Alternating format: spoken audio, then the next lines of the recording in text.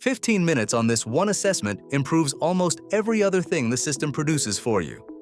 Here is why it is worth doing properly. It is a Big 5 personality assessment, 5 domains with 30 facets underneath them. Answer honestly rather than aspirationally. There is no score to win here. When you finish, your career archetype sharpens. Before WorkFive, it was inferred from your CV, which is an educated guess. After WorkFive, it is measured. That matters because your archetype is what scores roles against you. A better archetype means better fit scores and better suggestions about where to aim. It also changes the voice.